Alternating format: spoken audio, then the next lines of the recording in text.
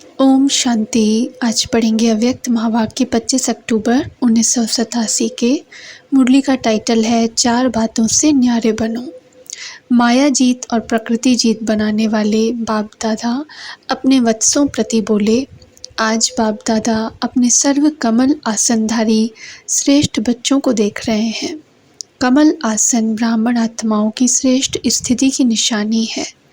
आसन स्थित बैठने का साधन है। ब्राह्मण आत्माएं कमल स्थिति में स्थित रहती, इसलिए कमल आसनधारी कहलाती हैं। जैसे ब्राह्मण सो देवता बनते हो, ऐसे आसनधारी सो सिंहासनधारी बनते हैं। जितना समय बहुत काल व अल्पकाल कमल आसनधारी बनते हैं, उतना ही बहुत काल व अल्पकाल राज्य सिंहासनधारी बनते हैं। कमल आसन विशेष ब्रह्मा बाप समान अति न्यारी और अति प्यारी स्थिति का सिंबल है। आप ब्राह्मण बच्चे फॉलो फादर करने वाले हो, इसलिए बाप समान कमल आसनधारी हो। अति न्यारे की निशानी है, वह बाप और सर्व परिवार के अति प्यारे बनेंगे। न्यारापन अर्थात चारों ओर से न्यारा। पहला, अपने देह भान से न्यारा। जैसे साधारण दुनियावी आत्माओं को चलते फिरते हर कर्म करते स्वतः और सदा देह का भान रहता ही है। मेहनत नहीं करते कि मैं देह हूँ, न चाहते भी सहज स्मृति रहती ही है। ऐसे कमल आसनधारी ब्राह्मण आत्माएं भी इस देह भान से स्वतः ही ऐसे न्यारे रहें, जैसे अज्ञानी आत्म अभिमान से न्यारे हैं ही आत्म अभिमानी। शरीर का भान अपनी तरफ आकर्षित न करे। जैसे ब्रह्मा बाप को देखा, चलते फिरते फरिश्ता रूप व देवता रूप स्वतः स्मृति में रहा, ऐसे नेचुरल देही अभिमानी स्थिति सदा रहे। इसको कहते हैं देह भान से न्यारे। देह भान से न्यारा ही परमात्मा प्यारा बन जाता है। दूसरा, इस देह के जो सर्व संबंध हैं, दृष्टि से, वृत्ति से, कृति से, उन सबसे न्यारा। देह का संबंध देखते हुए भी स्वतः ही आत्मिक देही संबंध स्मृति में रहे। इसलिए दीपावली के बाद भैया दूज मनाया ना, जब चमकता हुआ सितारा व जगमगाता अविनाशी दीपक बन जाते हो, तो भाई भाई का संबंध हो जाता है। आत्मा के नाते भाई भाई का संबंध और साकार ब्रह्मावंशी ब्राह्मण बनने के नाते से बहन भाई का शुद्ध श्रेष्ठ संबंध स्वतः ही स्मृति में रहता है। तो न्यारापन अर्थात देह और देह के संबंध से न्यारा। तीसरा, देह के विनाशी पदार्थों में भी न्यारापन। अगर कोई पदार्थ किसी भी कर्मेंद्रिय को विचलित करता है, अर्थात आसक्ति भाव उत्पन्न होता है, तो वह न्यारापन नहीं रहता। संबंध से न्यारा फिर भी सहज हो जाते, लेकिन सर्व पदार्थों की आसक्ति से न्यारा अनासक्त बनने में रॉयल रूप की आसक्ति रह जाती है। सुनाया था ना कि आसक्ति का स्पष्ट रूप इच्छा है। इसी इच्छा का सूक्ष्म महीन रूप है अच्छा लगना। इच्छा नहीं है लेकिन अच्छा लगता है। यह महीन रूप अच्छा के बदले इच्छा का रूप भी ले सकता है। तो इसकी अच्छी रीति चेकिंग करो कि यह पदार्थ अर्थात अल्पकाल सुख के साधन आकर्षित तो नहीं करते हैं। कोई भी साधन समय पर प्राप्त न हो तो सहज साधन अर्थात सहजयोग की स्थिति डगमग तो नहीं होती है। कोई भी साधन के वश आदत से मजबूर तो नहीं होते, क्योंकि यह सर्व पदार्थ अर्थात साधन प्रकृति के साधन हैं। तो आप प्रकृति जीत अर्थात प्रकृति के आधार से न्यारे कमल आसनधारी ब्राह्मण हो। माया जीत के साथ साथ प्रकृति जीत भी बनते हो। जैसे ही माया जीत बनते हो, तो माया बार बार भिन्न भिन्न रूपों में ट्रायल करती है कि मेरे साथी माया जीत बन रहे हैं, तो भिन्न भिन्न पेपर लेती है। प्रकृति का पेपर है साधनों द्वारा आप सभी को हलचल में लाना।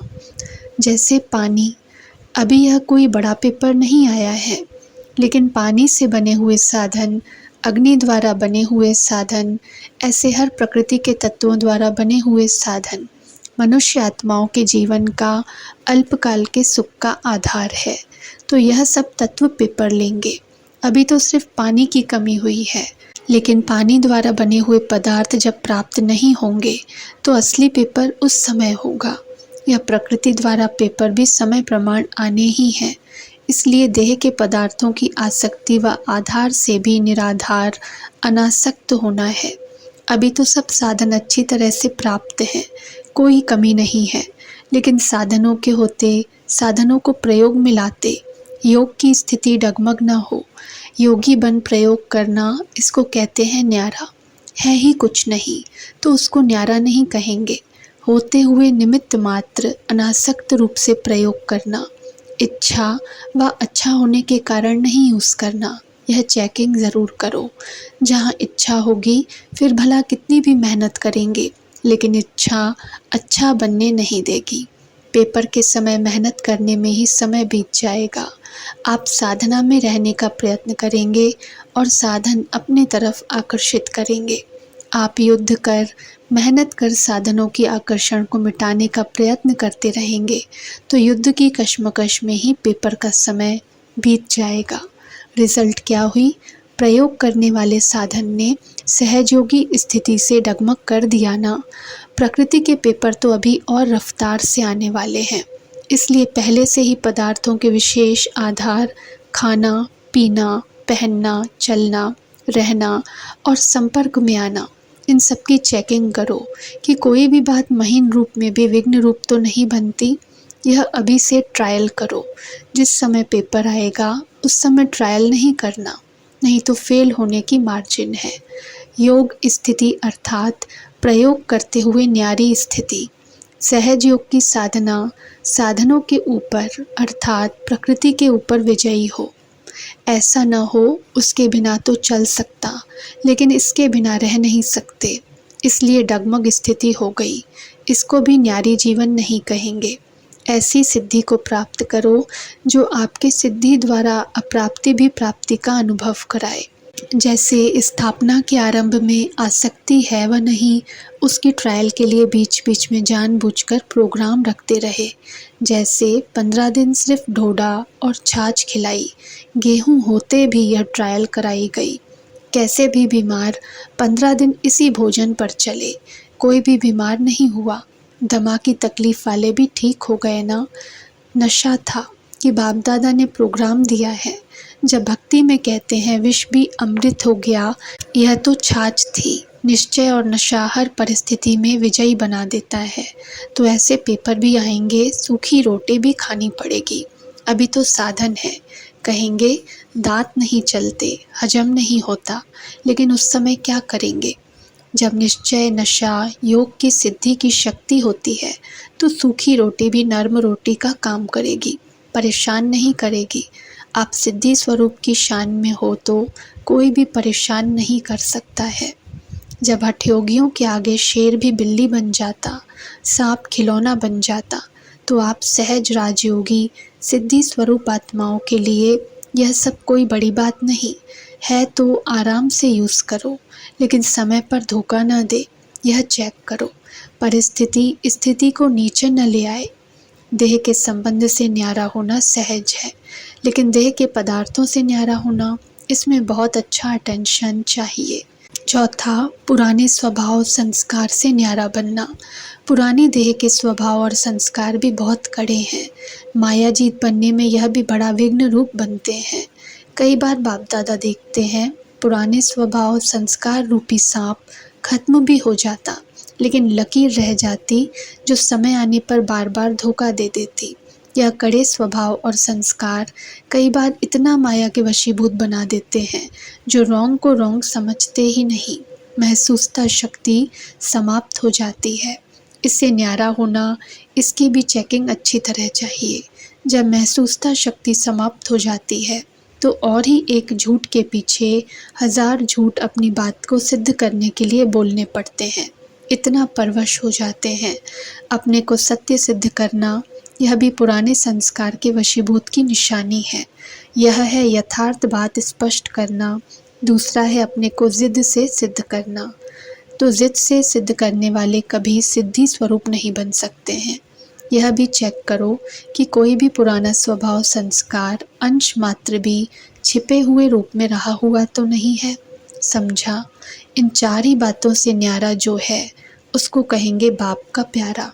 परिवार का प्यारा, ऐसे कमल आसनधारी बने हो, इसी को ही कहेंगे फॉलो फादर। ब्रह्मा बाप भी कमल आसनधारी बने, तब नंबर 1 बाप के प्यारे बने, ब्राह्मणों के प्यारे बने, चाहे व्यक्त रूप में, चाहे अभी अव्यक्त रूप में। अभी भी हर एक ब्राह्मण के दिल से क्या निकलता है, हमारा ब्रह्मा बाबा। यह नहीं अनुभव करते कि हमने तो साकार में देखा नहीं, लेकिन नैनों से नहीं देखा, दिल से देखा, बुद्धि के दिव्य नेत्रों द्वारा देखा, अनुभव किया। इसलिए हर ब्राह्मण दिल से कहता, मेरा ब्रह्मा बाबा। यह प्यारेपन की निशानी है। चारों ओर के न्यारेपन ने विश्व का प्यारा बना दिया, तो ऐसे ही चारों ओर के न्यारे और सर्व के प्यारे बनो। समझा?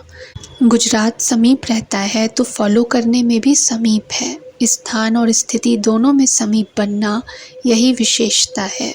बाप दादा तो सदा बच्चों को देख हर्षित होते हैं। अच्छा, चारों ओर के कमल आसनधारी, न्यारे और बाप के प्यारे बच्चों को, सदा माया जीत, प्रकृति जीत विशेष आत्माओं को, सदा फॉलो फादर करने वाले वफादार बच्चों को बाप दादा का स्नेह संपन्न याद प्यार और नमस्ते। पार्टियों के साथ मुलाकात। मधुबन में आए हुए सेवाधारी भाई बहनों से जितना समय मधुबन में सेवा की, उतना समय निरंतर योग का अनुभव किया। योग टूटा तो नहीं। मधुबन में सेवाधारी बनना अर्थात निरंतर योगी, सहज योगी के अनुभवी बनना। यह थोड़े समय का अनुभव भी सदा याद रहेगा ना। जब भी कोई परिस्थिति आए तो मन से मधुबन में पहुंच जाना, तो मधुबन निवासी बनने से परिस्थिति व समस्या खत्म हो जाएगी और आप सहज योगी बन जाएंगे। सदैव अपने इस अनुभव को साथ रखना, तो अनुभव याद करने से शक्ति आ जाएगी। सेवा का मेवा अविनाशी है। अच्छा, यह चांस मिलना भी कम नहीं है, बहुत बड़ा चांस मिला है। सेवाधारी अर्थात सदा बाप समान निमित्त बनने वाले, निर्माण रहने वाले। निर्माणता ही सबसे श्रेष्ठ सफलता का साधन है। कोई भी सेवा में सफलता का साधन नम्रता भाव है, निमित्त भाव है। तो इन्हीं विशेषताओं से सेवा की। ऐसी सेवा में सदा सफलता भी है और सदा मौज है। संगम युग की मौज मनाई, इसलिए सेवा सेवा नहीं लगी।